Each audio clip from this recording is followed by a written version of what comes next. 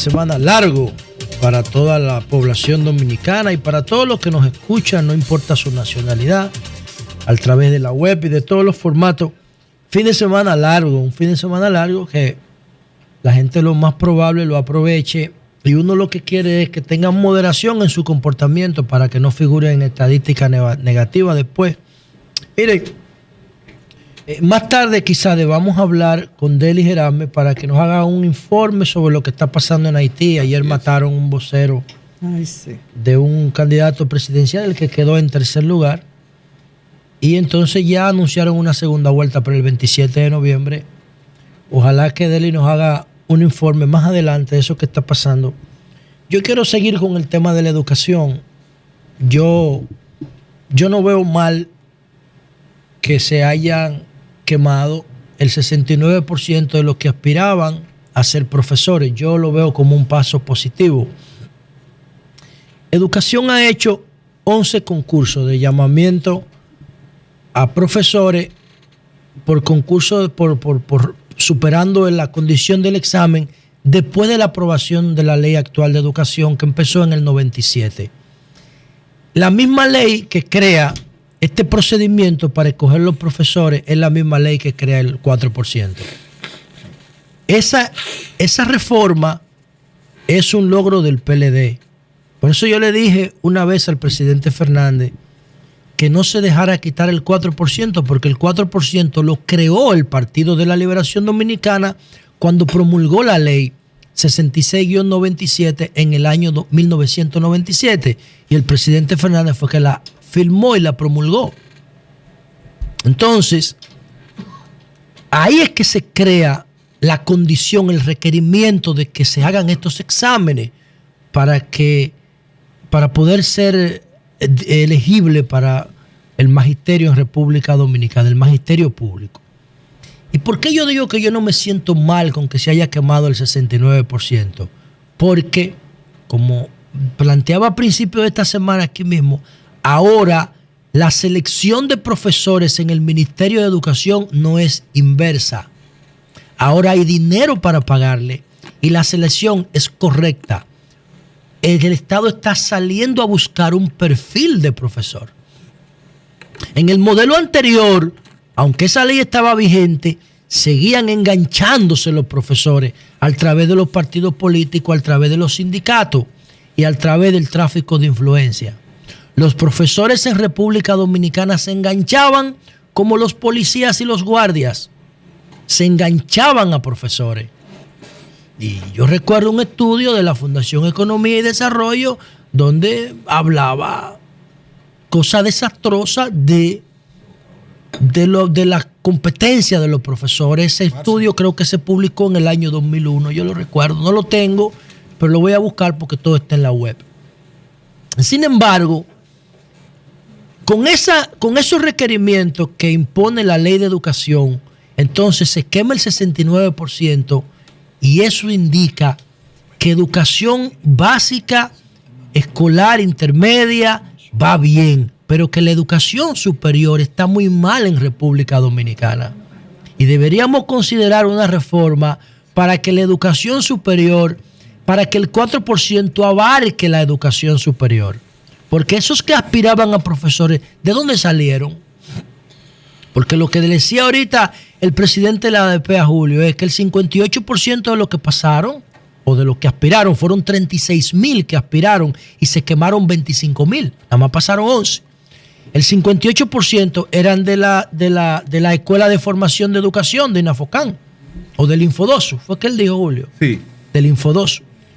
Entonces, en la educación superior nosotros tenemos problemas estructurales, señores, porque esos 25,000 que se quemaron, es de ahí que salen. Salen de la educación superior que no sirve, que no está planificada, que no considera criterios de meritocracia. Cualquiera ahí va a estudiar lo que le da la gana.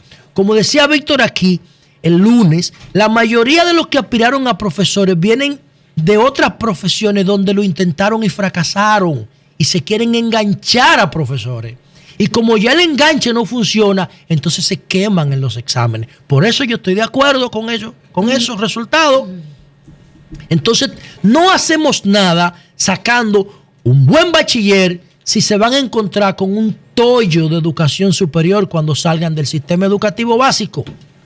Entonces tenemos que considerar una reforma para que el 4% abarque la educación superior. Yo quiero decir esto, y esto parece como algo de Julio Verne, pero no lo es. Miren, en las primeras 7 universidades del mundo hay 5 norteamericanas y hay 2 inglesas. Recuerden ustedes que los norteamericanos son ingleses que se fueron disgustados por las imposiciones de la corona británica. Son ingleses, desde el punto de vista ideológico.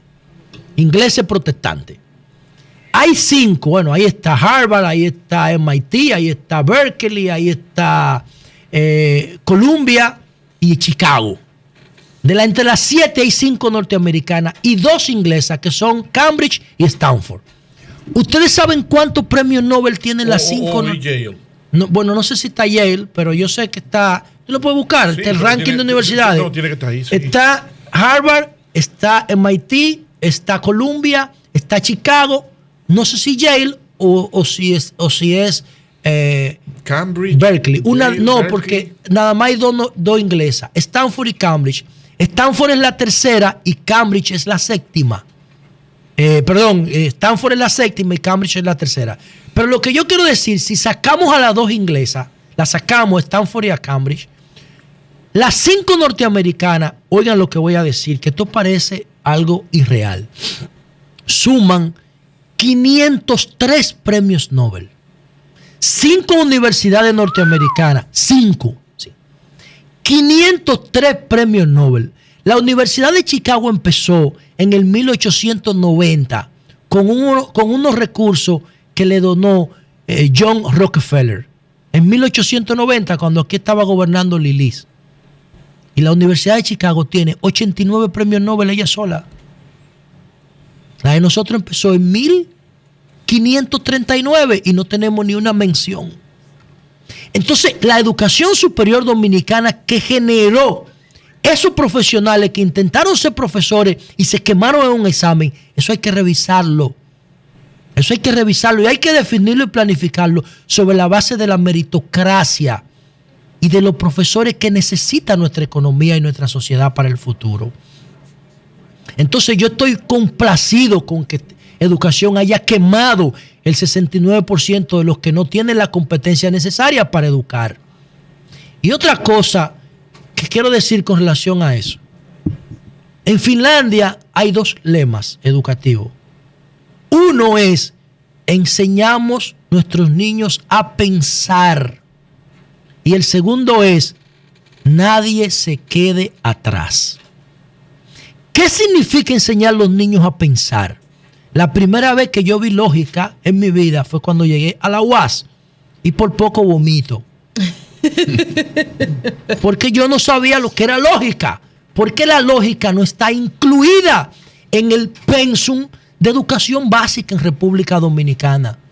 Enséñale a los niños a pensar y darle las herramientas. Y luego Mark Prensky habla de una coasociación entre alumnos, profesores y padres. En Finlandia a los niños se les enseña a teclear, a manejar un teclado antes que a escribir. Se les enseña a manejar un teclado antes que a escribir. Pero le construyen las herramientas necesarias para que aprendan a pensar. Porque recuerden ustedes que nosotros estamos formando los ciudadanos del futuro. Y esos ciudadanos del futuro no hacen nada aprendiendo un paquete de cosas que la escuela industrial insiste en seguir ofreciendo. La escuela que nosotros tenemos ahora es una escuela industrial que se diseñó para que los trabajadores aprendieran cuando niños lo que iban a ejercer en la fábrica cuando adultos. Por eso el timbre de la fábrica y el timbre de la escuela es el mismo. Por eso el almuerzo de la fábrica es la merienda y el recreo de la escuela. Por eso el uniforme de la escuela y de la fábrica tienen el mismo propósito. Y el capataz de la fábrica es el profesor en la escuela. Y por eso las escuelas parecen estructura de montaje y factoring. 60 y 50 estudiantes escuchando lo mismo. Y nosotros tenemos que superar esa escuela. Por eso yo saludo tanto la tanda extendida. Yo decía que solamente el anuncio que hizo Danilo en Monteplata de que el año que viene todos los estudiantes van a estar en tanda extendida, solamente eso vale la reelección. Porque sin educación nosotros no tenemos ninguna posibilidad en el futuro de desarrollarnos. Nosotros tenemos que hacer énfasis en que ese 4% sirva para transformar la base de la sociedad dominicana. Ese 4% sirva para transformar la base. Ahora, si nosotros los contenidos que vamos a poner en esa tanda extendida son los contenidos industriales, nosotros nos jodimos. Porque va a haber un choque. Va a haber un choque entre los alumnos digitales que quieren aprender entreteniéndose y hablar en su lenguaje y los inmigrantes profesores que van a querer ejercer un control sobre la base de su autoridad de edad o de título de profesor en la escuela y no sobre la base de la autoridad del conocimiento. La única autoridad que vale en la sociedad actual es la del conocimiento. Un profesor puede decirle a un alumno, siéntate y cállate, pero no con eso va a conseguir que el alumno lo respete.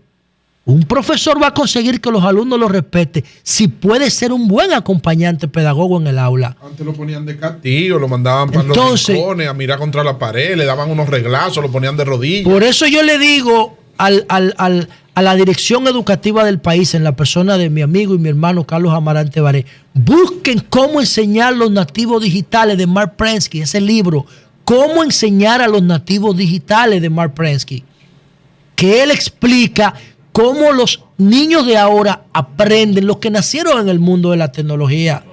Entonces, esos contenidos de la tanda extendida van a transformar el ciudadano. Van a empezar en las estancias. En Finlandia, las estancias infantiles se llaman jardines y reciben los niños desde el primer año. Es ahí que está la base. Ahí está la base. La estimulación temprana. Y también la identificación de los problemas. Está ahí temprano. Y entonces, en esas estancias infantiles, nosotros no solamente vamos a enseñarle lenguaje y matemática, que es fundamental, física y química, que es fundamental, biología e historia, que son fundamentales. Pero en esas estancias infantiles nosotros le vamos a enseñar a comer de manera inteligente para que después no sean obesos. Lo vamos a enseñar a ejercitarse. Lo vamos a enseñar a pensar. Yo le digo a ustedes, cuando a mí me preguntan en un examen cuánto mide el canal de Panamá, yo quisiera poner, ¿qué me importa a mí eso? Yo lo que quiero saber cómo se hace, para qué sirve, cuál fue la ingeniería que se utilizó para hacerse. Porque cuánto mide el canal de Panamá, yo lo busco en Google. ¿Para qué yo me voy a aprender eso? ¿En qué año se descubrió América? ¿Qué me importa? ¿Qué valor tiene eso? Lo importante es saber el impacto que tuvo el descubrimiento de América en la sociedad moderna. ¿Y qué es ese proceso? ¿Y por qué se llevó a cabo? ¿Y cómo se establecieron las nuevas rutas de comercio? ¿Y qué es el comercio triangular? Enseñarme a pensar. Sí, Víctor. Tú sabes que dar un testimonio personal a propósito de la estimulación temprana, un minuto nada más, Julio. La primera vez en mi vida que yo oí hablar de estimulación temprana fue en el 98, cuando nació mi hijo mayor. Víctor Fernando nació en el 98, 17 años. Entonces, cuando él nació, a los 6 meses, Clara lo lleva al jardín de la tía Clara. Y le digo yo, pero un colegio para un niño de 6 meses. Sí, desde que el niño se sienta, ya te lo... Entonces, oye lo que ellos hacían, yo fui a ver lo que hacían. Ellos sentaban a los niños de 6 meses y le enseñaban fotografías. Y por ejemplo, a Víctor Fernando le decían, perro. Y le enseñaban la foto del perro. Y los niños atendiendo, con 6 meses, atendiendo. Te estoy hablando 7, 8 niños en un círculo. Y entonces después, cuando él tenía como 8, 9 meses, y veía un perro que todavía no sabía hablar, me hacía señas y me hacía una gesticulación como queriéndome decir, ya con 8 o 9 meses, que identificaba que ese animal que él señalaba era lo mismo que en el colegio le estaban enseñando como perro. Y aunque parezca un contrasentido o no le veamos la lógica, se estimula la educación temprana con ese tipo de enseñanza. Víctor, la Unión Europea va a demandar para el 2016 900,000 empleos en el área de tecnología. Los que tienen esa proclividad a aprender tecnología rápido, programación, tanto de escritorio como de web, son los nativos digitales. Nosotros tenemos que enseñarle programación a los muchachos en las escuelas, en esa tanda extendida, a los bachilleres sobre todo. porque ese es el tipo de trabajo que la economía va a demandar. Todo lo que es físico hoy va a tener una versión virtual en el futuro. Y para que eso sea una realidad, esa versión virtual hay que programarla en software.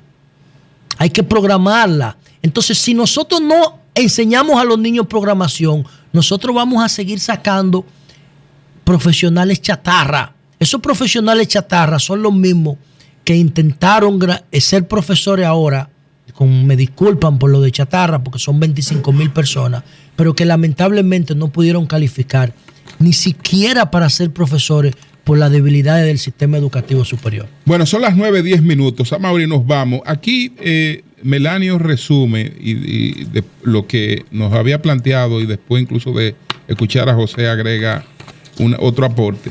Él dice, después de la reforma curricular de mediados de los 90, todas las universidades formadoras de maestros fueron combinadas a ajustar sus programas al nuevo currículo y no lo hicieron. Lo que sí hicieron fue engullirse más de 15,000 millones de pesos con programas a la carta, pero de ellos, no de la necesidad del sistema. Desde la creación de el INAFOCAN, con la complicidad irresponsable de los funcionarios de turno. Pero 15,000 millones que se desviaron hacia las universidades. Sí. Pero esa parte él no lo explicó, Julio, que llame otra vez. Él dice, después que escuchó tu enfoque, que el 70% de esos reprobados es dinero perdido, porque el Estado invirtió ya durante 4 o 5 años con un retorno un retorno de ese nivel. Con un retorno pobre, pero eso de los 15,000 millones él tiene que explicarlo. Pero él lo dijo. No, porque lo que yo... aquí le puso... sí, pero ¿en qué consiste el intercambio? ¿En qué consiste el programa entre las universidades y el Estado? Vamos a invitarlo para que venga. Porque lo que se deduce de ahí es como que el Estado paga la formación de sus profesores. Vamos a invitarlo para que él venga la semana que viene, a ver si viene el martes o el miércoles. ¡Cambio y fuera! El sol de la